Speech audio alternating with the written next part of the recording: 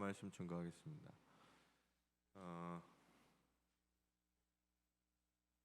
최근에 책이 한 권 나왔는데 손웅정 씨라고 하는 이분이 책을 하나 냈습니다.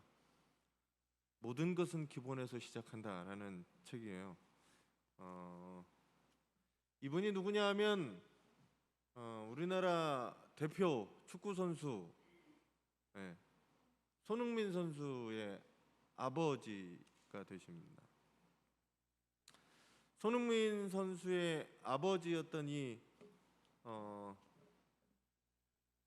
이분은 손흥민 선수를 어려서부터 가르치게 돼요. 그래서 월드 클래스라고 하는 정말 대단한 선수를 만들어내는데 앞장서고 가르치는 사람이 바로 이 손흥민 선수의 아버지인 이분입니다. 아직도 손흥민 선수가 월드 클래스가 아니라고 말하는 유일한 사람이기도 합니다.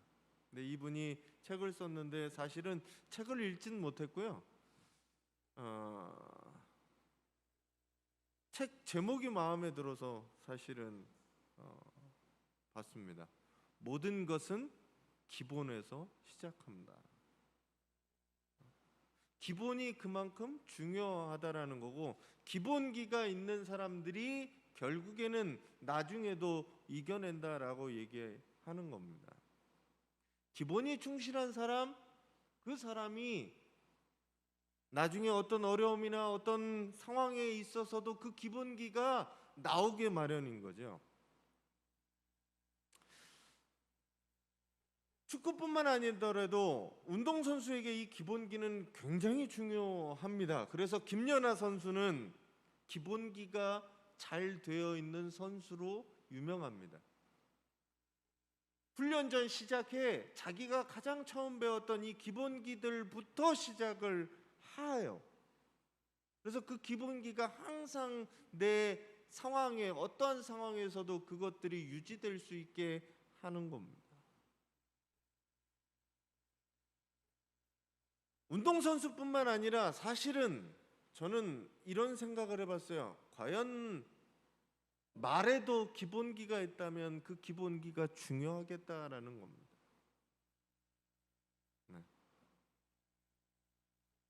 제가 지난번에 여선교회 개사회 때도 말씀드렸지만 말의 기본기라는 거죠. 다른 한편으로는 그러면 신앙인 예수를 믿는 사람들의 기본은 무엇일까라는 고민을 해보게 됩니다. 예수 믿는 사람들의 기본은 뭘까요? 여러분들이 생각하는 교회 다니고 오랜 생활 동안 신앙생활을 해놨는데 신앙생활의 기본이 뭘까라는 겁니다. 기본. 코로나 이후에 우리가 다시 한번 생각해 봐야 될 것은 과연 나는 기본은 지키고 있는가? 처음 신앙을 믿고 처음 신앙을 가졌던 그 기본, 그 시작으로 다시 한번 돌아가 보고 다시 한번 시작하는 마음을 가져야 하지 않나라는 생각을 해보게 됩니다. 기본기가 없으면 그 다음부터는 다른 게 되어버려요. 사실 오늘 본문에 나타나는 이 율법 교사는 기본에 굉장히 충실한 사람이었어요. 율법을 연구하는 사람이었죠. 그런데 이 사람에게 예수님과의 대화에 있어서 보면 우리는 예수님께서 하고자 하는 그 기본이 무엇인지 다시 한번 알 수 있습니다. 오늘 말씀을 통해 그것들을 깨달으시고 실천하시는 우리 성도님들이 되시기 바랍니다. 본문에 나오는 이 율법 교사는 하나님의 요구, 율법이 원하는 것 분명히 알고 있었던 사람이었습니다. 사실 예수님께 나와서 오늘 질문을 하게 되는데 25절 보면 이렇게 시작해요. 뭐라고 시작하냐면 예수를 시험하려라고 이야기합니다. 질문하는 이유가 무엇을 몰라서 물어보는 게 아니에요. 예수님을 시험하려고 하는 겁니다. 내가 아는 게 많아요. 내가 깨달은 바가 커요. 그거를 저 사람이 알고 있나 모르고 있나 시험하기 위해서 질문을 하는 겁니다.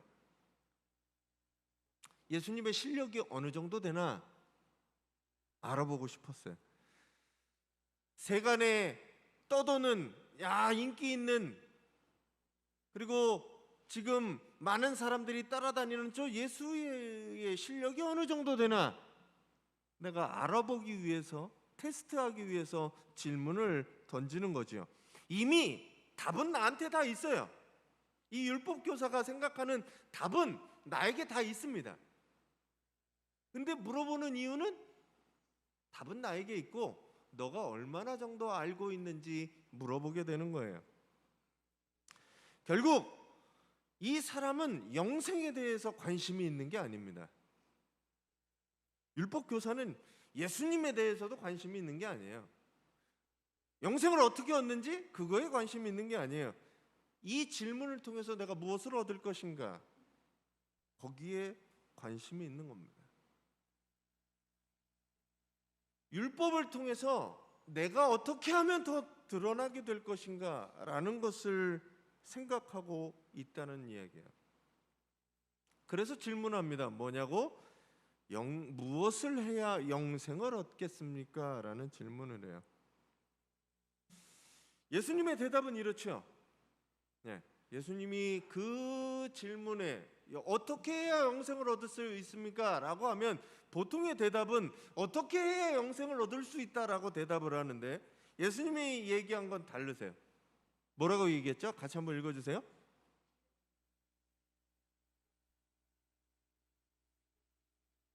자, 되물으셨어요. 뭐라고 물어봤냐면, 그러면 율법에 무엇이라고 기록되어 있으며 너는 그것을 어떻게 읽느냐라는 겁니다.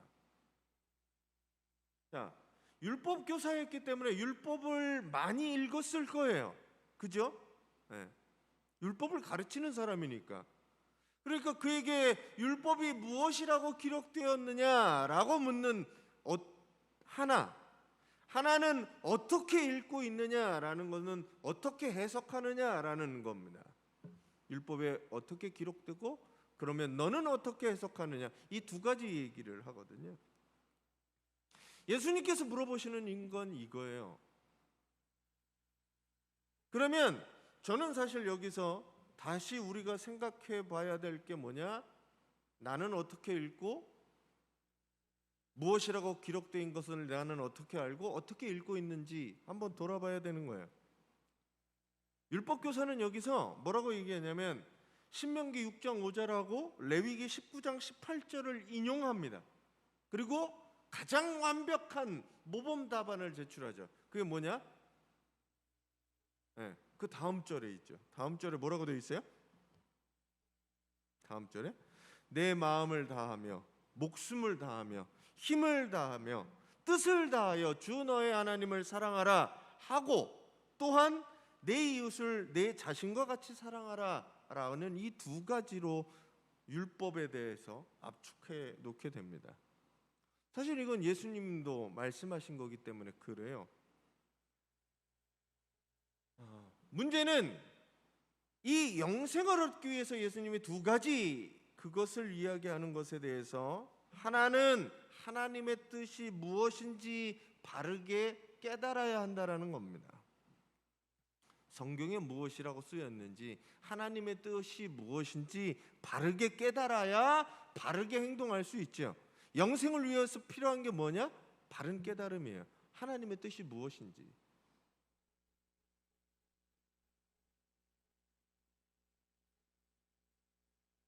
우리나라 이단은 무슨 이단이냐 하면 성경 공부를 가르치는 이단이에요. 우리나라 이단의 독특한 성이 이게 성경 공부입니다. 신천지 가시면 신천지 입교하려면 성경 공부를 가르치고 성경 시험을 봐요. 사실 그런 시험을 본다고 바르게 이해하거나 하는 건 아닙니다. 그들이 바른 해석을 하냐? 그렇지 않아요. 성경을 읽을 때 성경 말씀에서 하나님의 뜻이 무엇인지 캐치하고 깨닫고 아는 것들이 중요합니다. 그러려면 사실은 성경을 많이 보고 알아야 될 필요가 있어요. 어떻게 보면 우리가 이단들보다 성경을 더 모른다는 게 문제죠. 그걸 교묘하게 파고들거든요. 자기가 알고 있는 도식화된 자기들이 알고 있는 걸 가지고 너는 이거 모르지? 라고 하는 거예요. 거기에 아무도 어떤 교인도 자신 있게 이야기할 수 없다는 게 문제인 거예요. 성경을 모른다는 거죠. 그러니까 성경을 가르쳐 준다는 거에 솔깃하게 되는 거죠. 그리고 저 사람이 나보다 많이 안다라는 것 때문에 기죽고 그 말에 듣게 된다라는 거죠. 전 여러분들이 이것들을 좀 아셨으면 좋겠어요. 율법에 뭐라고 기록됐는지 나도 알고, 그리고 내가 어떻게 읽는지 그게 해석되어져야 한다는 거죠. 그러기 위해서 노력을 하셔야 돼요.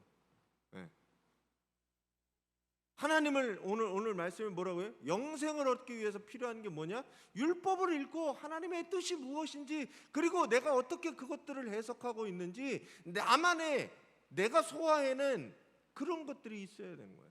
안 그러면 남이 이렇게 얘기하면 이렇게 넘어가고 저렇게 하면 저런 것이고, 그렇게 되면 안 되는 거예요.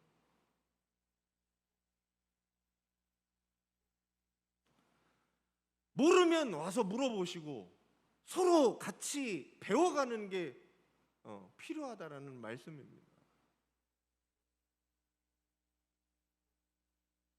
가끔 저는 만나다 보면 기독교에 대해서 많이 아시는 분들이 계세요. 교회는 다니지 않는데 기독교에 대해서, 교회에 대해서, 하나님에 대해서 이렇다 저렇다 이렇게 얘기하시는 분들을 만나게 돼요.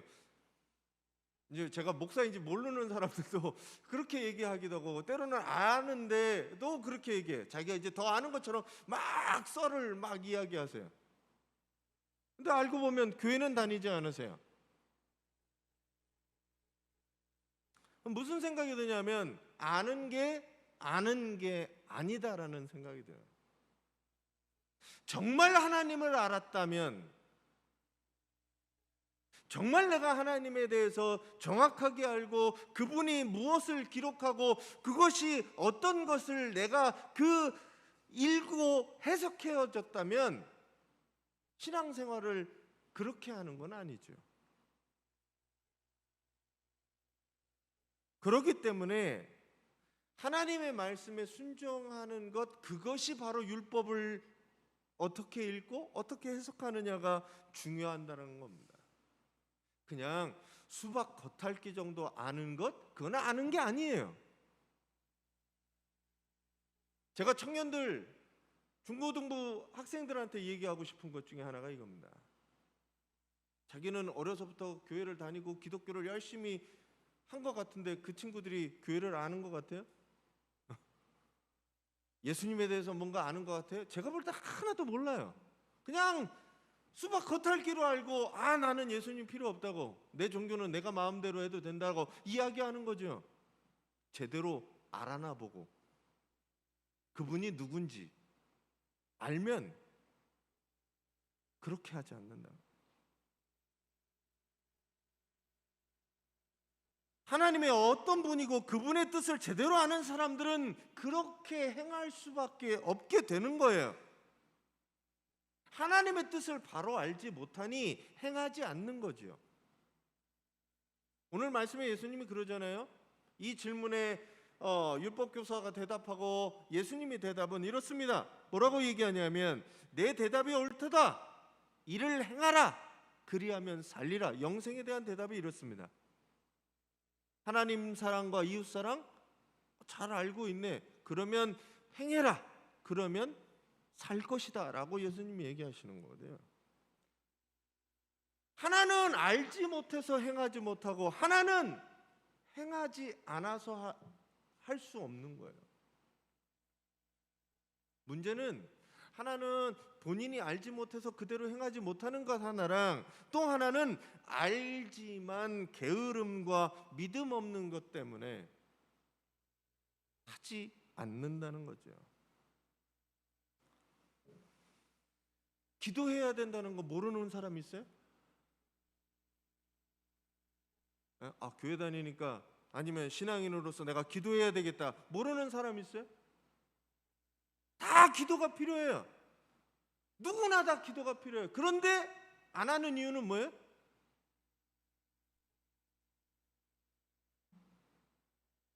알고는 있지만 하지 않는 거예요. 중요하게 생각하지 않는 거예요.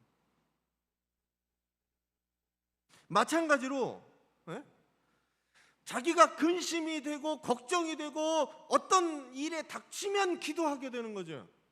근데 평상시에 기도 잘 안 한 거예요.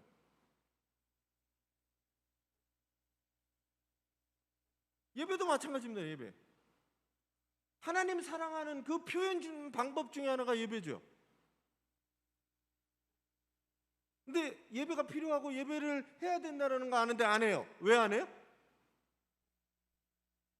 그렇게 생각 안 하니까.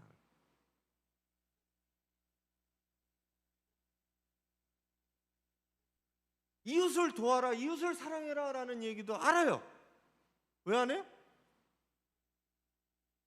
하지 않는다. 알면서도 귀찮기도 하고 게으르기도 하고 그것이 중요하게 생각하지 않아요. 당장 내 눈앞에 다른 것이 중요하니까.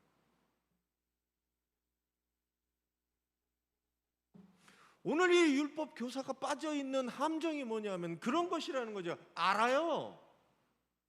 영생을 어떻게 해야 합니까? 알아요. 어떻게 말씀에 쓰여졌는지, 하나님을 사랑하고 이웃을 사랑하는 거입니다 라고 얘기하지만, 예수님께서 그럼 그렇게 행해라 라고 말씀하실 때 하지 않는다는 거예요.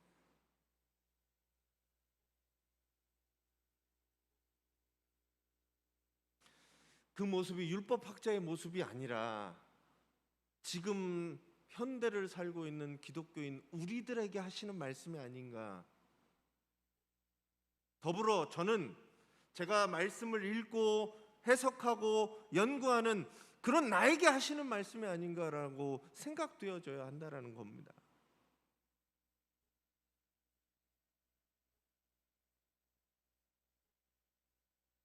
종교적인 열심, 그냥 율법을 통달하는 것, 그게 중요한 게 아니라 내 작은 한순간의 삶부터 변화시키고 바꿔가고 하나님의 뜻에 순종하는 것, 그것이 바로 오늘 예수님이 이야기하는 게 아닌가라는 겁니다.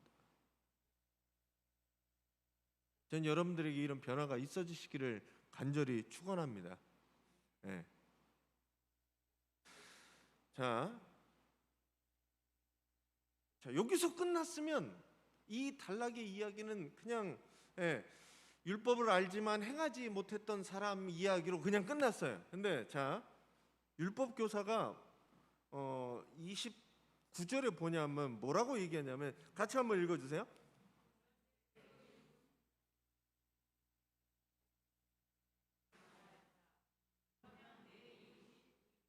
네, 사실 저는 요 이야기를 딱 보면서 시나리오를 갖고 있는 거예요. 이 율법 교사는 이미 답이 나한테 다 있어요. 그리고 예수님한테 시험에서 물어보고, 그 다음에 예수님의 대답을 들으니까 그러면 내 생각에 내가 높아지려면 어떤 질문을 해야 될까? 내 이웃이 누구입니까? 라고 물어보면, 그러면 당시 유대인들이 생각했던 이웃에 관해서 너랑 비슷한, 너와 함께하는, 너 주변에 있는 사람들이 네 이웃이다 라고 얘기하면 자기는 그런 거죠. 그럼 제가 다 지켰습니다. 그러면 너는 영생을 받은 사람이다. 이렇게 하고 박수치고 사람들로부터 우러러보고, 그런 거가 이 율법 교사의 시나리오였는지 모르겠어요. 옳게 보이고 싶은 것던 거죠. 질문합니다. 자기는 율법을 다 지켜왔거든요. 그래서 그러면 이웃이 누구입니까? 라고 물어보는 거예요. 여기서 당시 유대인들이 생각하는 이웃이 누구였느냐 한번 돌아볼 문제입니다. 예. 뭐냐면 그들에게 이웃이 누구였느냐? 바로 내 이웃이 될 수 있는 사람과 이웃이 될 수 없는 사람을 갈라놨다라는 거예요. 성경에서 말하는 이웃을 내가 내 생각대로 요 사람까지는 이웃, 저 사람은 이웃이 아니야 라고 한 거죠. 구분했습니다.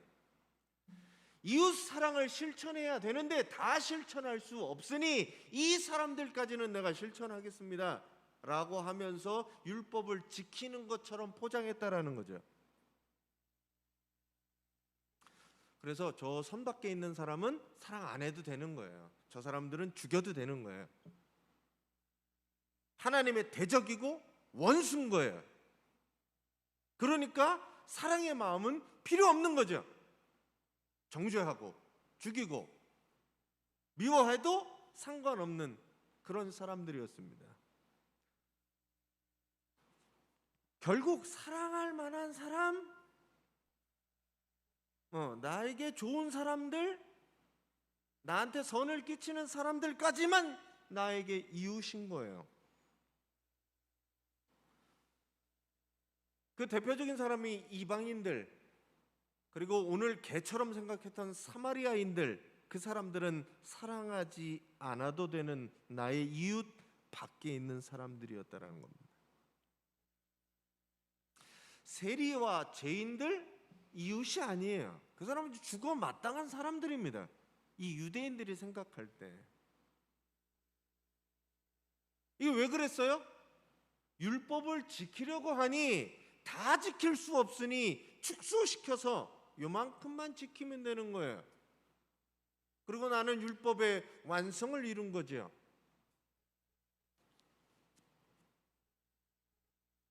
일주일이 다 하나님께서 나에게 주신 건데 그 중에 하나 안식일을 지키는 그것 하나만으로 내 할 도리와 할 일을 다 했다라고 생각하는 거죠. 요즘 들어서 요즘 시대로 오면 주일날 예배 한 번 딱 드린 것으로 내 신앙의 모든 것을 했다라고 생각하는 거죠.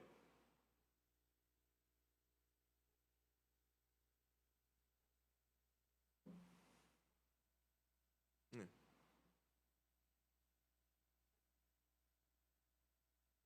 이웃에 대한 얘기가 그렇습니다. 율법을 내 마음대로 다 오리고 조각하고 쪼개서 요거 나는 지켰으니 천국 갈 거라고, 영생을 얻을 거라고 생각한다라는 거죠.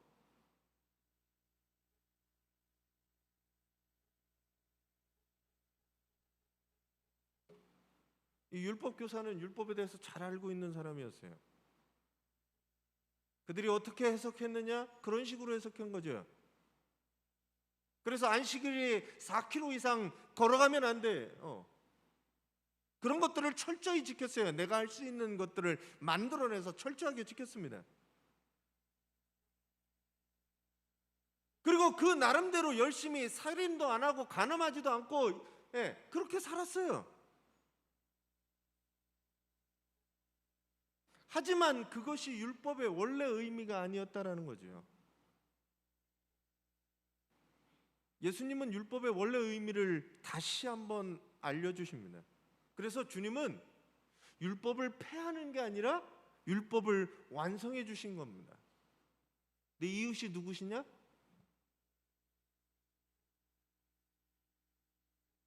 이 이야기에서 이렇게 물어보죠. 누가 나오냐면 제사장이 등장하고 레위인이 등장합니다. 제사장은 뭐 하는 사람이에요? 제사장도 말씀을 연구하고 그 말씀에 따라서 제사를 집례하고 이런 사람들이었잖아요. 레위인은 누구예요? 레위인도 말씀을 가까이 하던 사람들이에요. 그 사람들이 예배 집례를 돕는 사람들이었잖아요.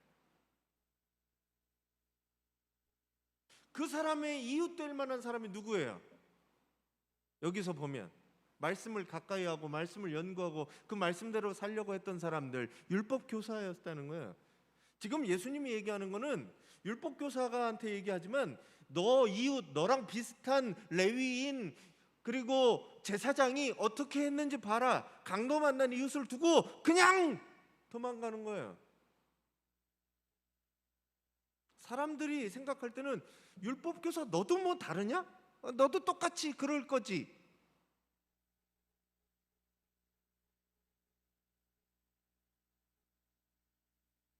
그렇게 생각되었던 거죠.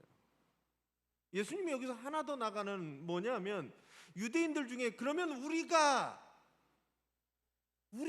평범한 우리가 저 사람을 구원하고 저 사람을 도와줄 거라고 생각했는데 갑자기 등장시키는 인물은 누구냐 하면 사마리아인이었다는 거죠. 제가 볼 때는 그 당시에 이 이야기를 듣는 유대인들은 충격이었습니다. 충격. 저 사마리아인이 왜 나와? 원수와 같던 사람들이었거든요. 그 땅을 밟기도 지나가기도 마주치기도 하지 않는 투명 인간이라고 생각하고 살았던 저 집단이거든요.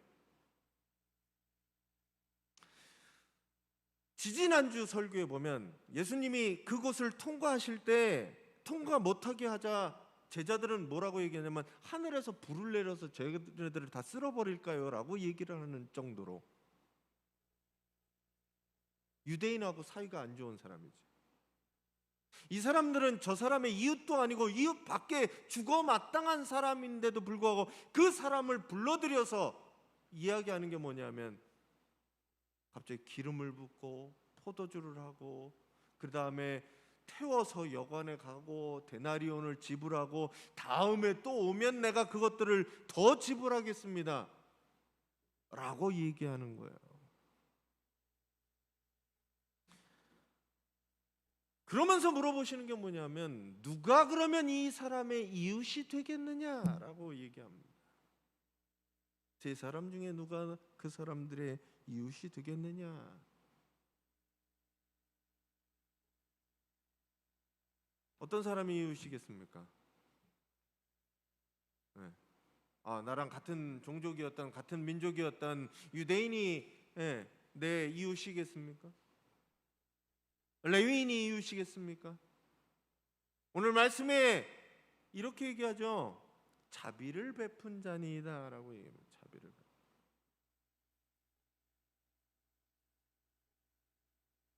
율법에서 얘기하는 것은 내 이웃의 한계를 짚고 그 사람만 사랑하고 그 사람만 내 이웃이 아니라 그러지 않은 모든 사람까지도 이웃으로 하나님을 믿는 사람이라면 그 이웃으로 생각해야 된다라는 겁니다.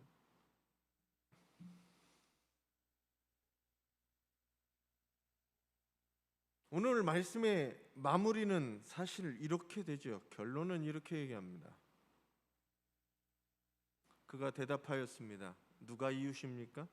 자비를 베푼 사람입니다. 예수께서 그에게 말씀하신 게 뭐냐면 가서 너도 이와 같이 해라. 다른 말로 얘기하면 자비를 베풀어라. 이웃 사랑을 실천해라 라고 얘기하는 거죠. 선한 사마리아라고 하는 이 사마리안 사람처럼 너도 가서 자비를 베풀고 사랑을 베풀어라 라고 하는데 너의 원수와 같은 사람까지도 그러라는 거예요.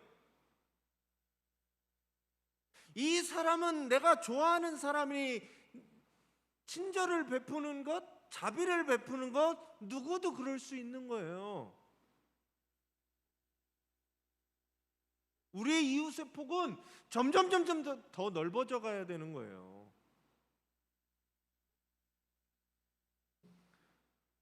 들었으면서도 알았으면서도 실천하지 않는 게 문제인 거죠.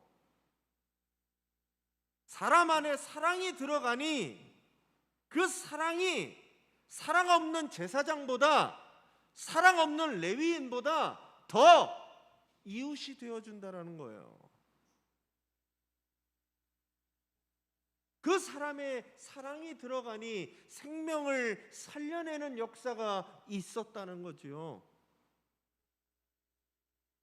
천대받고 개처럼 여기던 사마리아인이었지만 그 속에 사랑이 있게 되니까 이웃이 될 수 있었다는 겁니다.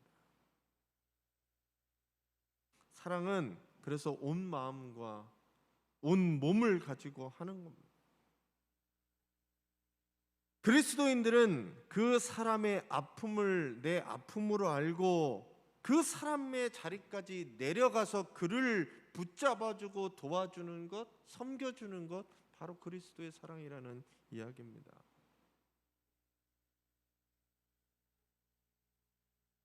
전 여러분들이 그렇게 살아가시기를 간절히 축원합니다. 네. 오늘 말씀에서는 사실 질문이 이렇게 시작해요. 영생을 어떻게 얻을 수 있는가라는 겁니다. 여러분들에게 물어볼게요. 영생을 어떻게 얻을까요? 여러분들은 영생을 어떻게 얻습니까?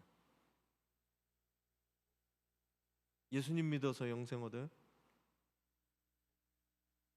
그렇게 배우셨잖아요. 예수님 믿어서 영생을 얻는데 그럼 예수님 믿는다는 건 뭐예요?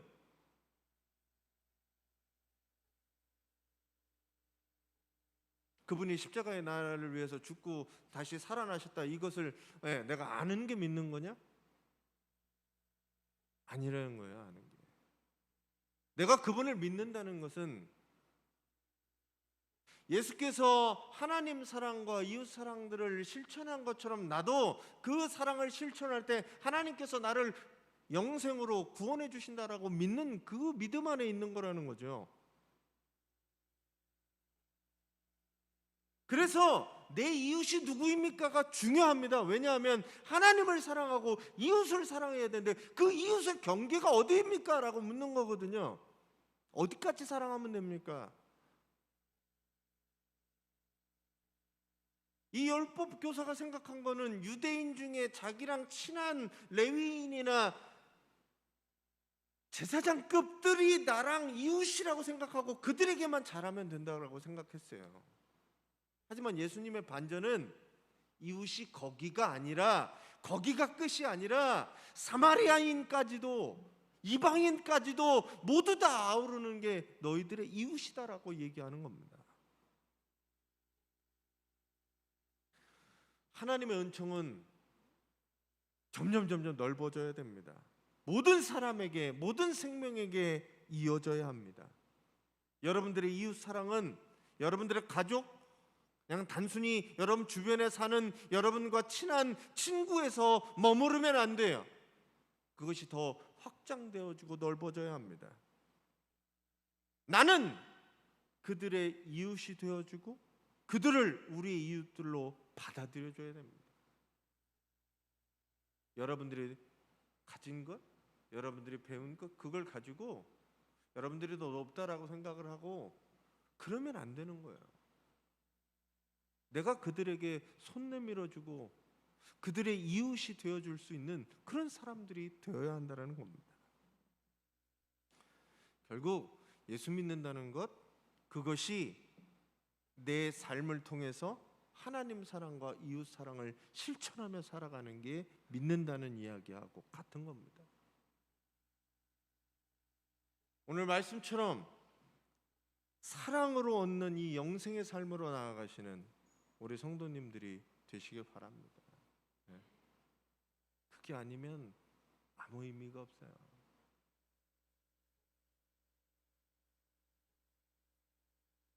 율법의 말씀처럼 여러분들이 읽어내시고 해석하시고 그대로 살아내시는 우리 성도님들이 되시기 바랍니다. 같이 한번 말씀 정리하겠습니다. 같이 한번 읽어주세요. 네. 하나님을 사랑하시고 이웃을 사랑하시는 성도님들이 되시기 바랍니다. 하나님 사랑에 대한 표현들이 여러 가지로 나타나셔야 돼요. 여러 가지로 표현하셔야 되고, 마찬가지로 이웃도 마찬가지예요. 이웃의 폭이 넓어지시고 그 이웃을 향한 여러분들의 사랑이 점점 많게 표현되어지는, 그리고 그것들을 실천해서 열매 맺는 우리 성도님들이 되시기 바랍니다.